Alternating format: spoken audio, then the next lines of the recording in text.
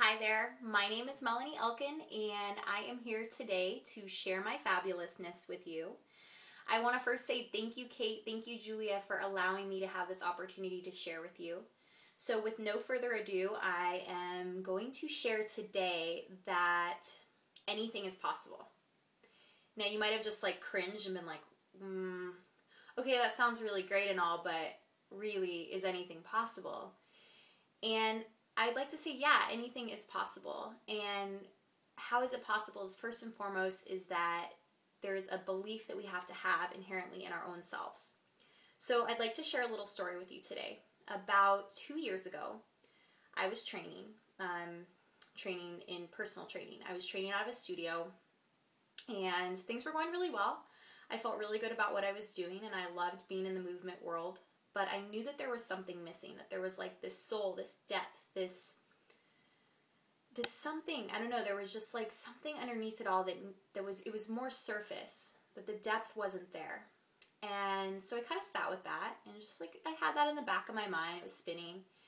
And in 2009, so still in that period of time, I did a triathlon. And after I crossed that finish line, I knew that at that moment, that my life was going to change. I just inherently knew there was this intuition, this inner guiding system going on. And sure enough, the next day I ended up walking in, had no idea I was going to do it, ended up quitting my job on the spot. My body ended up breaking down physically from the triathlon, from all the overtraining I was doing. The guy that I was madly in love with, he ended up breaking up with me out of the blue, had no idea. And then I also knew that I had to move. Because I knew that there was these opportunities that were going to hopefully show up, and I had to move. I had to take that first step. So literally I was knocked to my knees, and it was that one moment I just remember, and there was many moments after that too, but there was that one moment where I was okay, Melanie, you can stay right here, right? Or you can get right back up, girl, and even if you have to crawl and it's the babyest of steps to get back up, you can do this. Something inside me knew inherently that I could. And so, sure enough, I ended up starting my business, Believe and Achieve Fitness. And it has been an amazing journey. There have been a lot of bumps along the way. I'm not going to lie about that. But it's definitely brought in that element that I knew was missing. And the element was, what I realized is that having had a history of punishment to my body through food, eating disorder, exercise, that I realized I was somewhat bringing that into my training, where it was I wasn't really getting that soul connection of seeing exercise, movement, and food from a space of nourishment rather than from a space of punishment.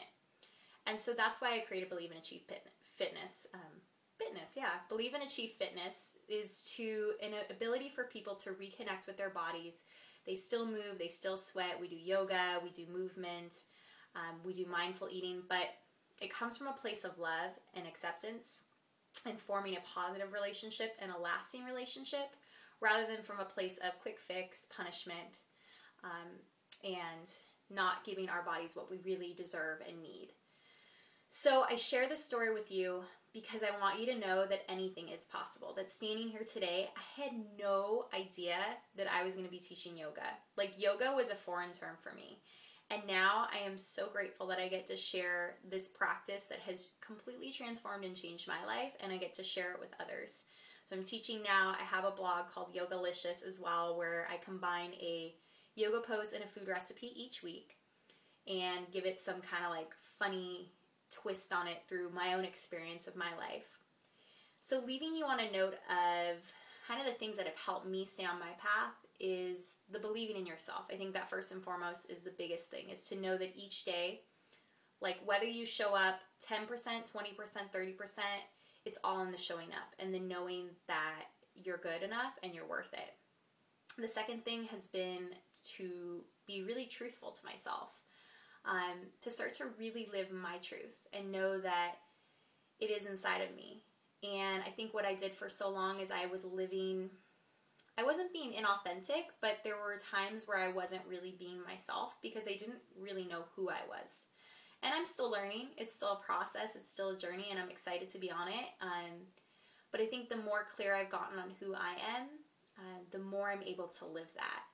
And I think it also came from a place of like, okay, well, are people going to like me? Are people going to think I'm crazy? Are they going to think I'm off the wagon? Like, did I lose my rocker or something? But I realized that, yeah, there are going to be people that think that, but the people that really matter in my life are going to support me and love me no matter what. And then moving into that, so support, having a support team. So having coaches, having friends, having mentors, having people in your life that are supporting you on this path rather than pulling you away from it. Really having people that lift you up rather than bring you down. So I hope this inspires you to go out and live your life, share your fabulousness with others, and know that you are enough just as you are now, and that anything is possible as long as you believe in yourself and just trust that inner voice, that inner knowing. So have an amazing day. I look forward to connecting with you and hearing from you, and I will talk to you soon. Take care.